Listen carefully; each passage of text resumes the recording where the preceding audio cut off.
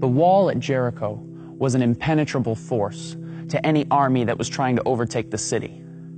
Before even dealing with the wall, the attacking troops would have to navigate their way across a 27-foot wide, 9-foot deep pit that lined the outer edges of the city. Then there was the wall itself, a 17-foot high, 5-foot thick, pure mass of solid stone. If the attacking army managed to get this far without being shot down by archers, all that was left was to defeat the well-trained Canaanite army that was waiting within. This was the reality for a young leader named Joshua and his ragtag Israelite army. These Israelites, who had seen an entire generation live and die while wandering through the desert, were tired, hungry, and facing what seemed like an impossible task, a hopeless situation. Now, I haven't lived very long, but I've lived long enough to know this, that running into walls is a part of life. And the bigger the wall, the more hopeless the situation can seem. The large walls of sickness, loss, divorce, addiction, they pop up all around us and they seem impenetrable. And just like the wall at Jericho, these walls rarely stand alone. The walls of our lives are often accompanied by a deep pit of pain, suffering, and despair, and all the while an army of hopelessness attacks us on every side. The question is asked all the time: if God loves us so much and is so powerful, then how could He allow these walls to pop up around me?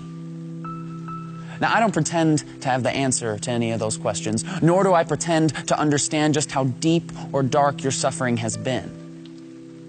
I simply want to suggest that maybe God does His best work from seemingly hopeless situations. When I read the Bible, I read about people and characters, all who faced seemingly hopeless situations. In fact, I cannot find a single person who walked faithfully with God without first facing a hopeless situation. Adam and Eve ruined paradise by inviting sin and death into a perfect world. A hopeless case. Joseph was betrayed by his brothers for his pride and put in prison. A hopeless case.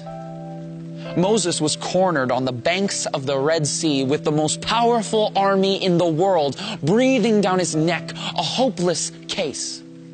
Gideon was 300 against 300,000. David stood across the valley from a bloodthirsty giant. Esther was a woman trying to gain a word with a prideful king. Daniel's roommate was a lion. His friends were thrown in an oven. Jonah sucked at his job and got stuck in a whale. Peter was a coward.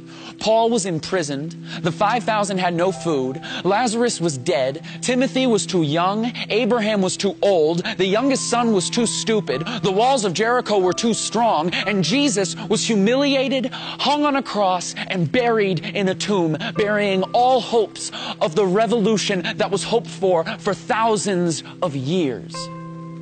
Now, everybody was ready to close the book on these stories. The end, game over.